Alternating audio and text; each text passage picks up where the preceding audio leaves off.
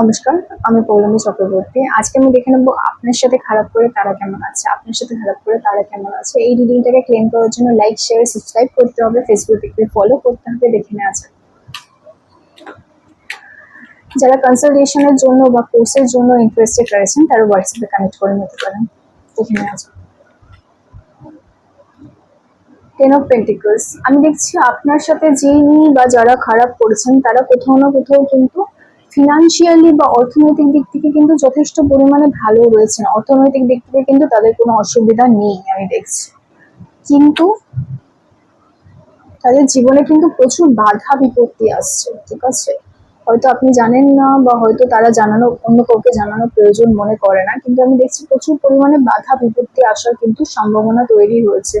আমি দেখছি সেই মানুষটি বা সেই মানুষগুলো কিন্তু তাদের জীবনে ভারাক্রান্ত হয়ে রয়েছে, তাদের জীবনে বোঝা অত্যন্ত বেশি, জীবনটাকেই বোঝা বলে মনে হচ্ছে কিছু কিছু ক্ষেত্রে কিছু কিছু মানুষের জন্য। অর্থাৎ আমি দেখছি কিছু কিছু মানুষ মনে করছি যে এতটাই তারা ক্লান্ত, এতটাই তারা শ্রান্ত, এতটাই তারা টায়ার্ড, তারা মনে করছে যে জীবনের এই বোঝাটা আর এগিয়ে নিয়ে যাওয়া সম্ভব হচ্ছে না বা আর এগিয়ে নিয়ে চলা পসিবল হচ্ছে না। এই ধরনের ভাবনা কিন্তু ওই মানুষটির মধ্যে কাজ করছে, সেটা কিন্তু আমি দেখতে পাচ্ছি।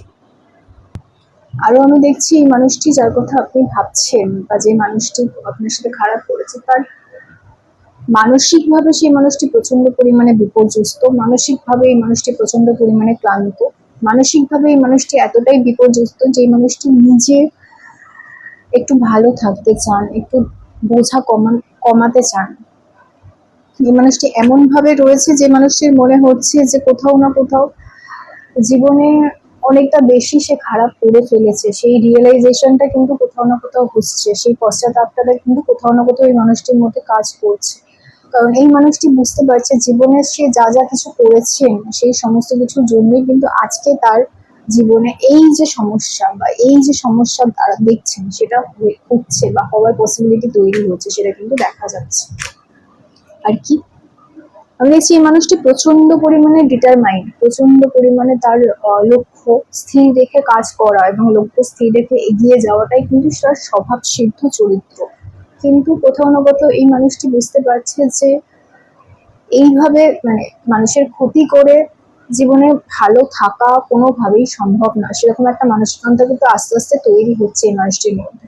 অর্থাৎ আমি বুঝতে পারছি এই মানুষটি কোথাও না কোথাও বুঝতে পারছে যে তিনি যেটা করেছেন সেটা ভুল করেছেন, সেই রিয়েলাইজেশনটা হচ্ছে বলেই এই মানুষটি কোথাও না কোথাও কিন্তু পশ্চাতাপ করছে। আর দেখছি লাভ ইজ এ আর্টিস্ট, মানে কোথাও না কোথাও এই মানুষটির যারা প্রিয় ব্যক্তি, ঠিক আছে, এই মানুষটির কাছের মানুষ যারা, তারা কিন্তু কোথাও না কোথাও তার জীবনে যে বোঝার সৃষ্টি হচ্ছে, তার জীবনে যে একটা অন্ধকার একটা সময় চলছে, তো সেই যে মানসিক পরিস্থিতি তার যে খারাপ, সেটা কিন্তু এফেক্ট করছে কিসের জন্য, তার কাছের যে মানুষ রয়েছে, তার খুব ক্লোজ যে মানুষজন রয়েছে তারা কিন্তু বারবার তাদের কষ্ট দিচ্ছে।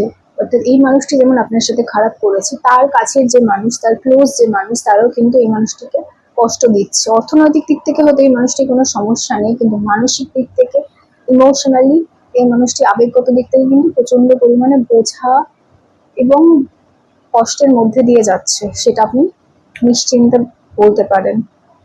আমি আবারও দেখছি এই মানুষটি প্রচন্ড ডিটারমাইন্ড, প্রচন্ড পরিমাণে নিজের কথা ভাবনা চিন্তা করেন, শুধু অন্য কারোর ভাবনা চিন্তা ব্যাপারে অত ভাবনা চিন্তা ইনি করেন না।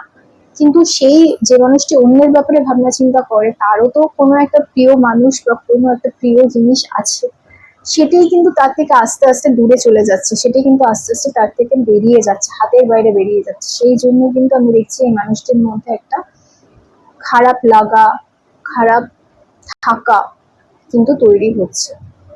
তো সেই জন্য কোথাও না কোথাও এই মানুষটি আমি দেখছি কম বেশি দুঃখ কষ্টের মধ্যে দিয়ে, মানসিক অশান্তির মধ্যে দিয়ে বেঁচে রয়েছে বা বেঁচে থাকছে।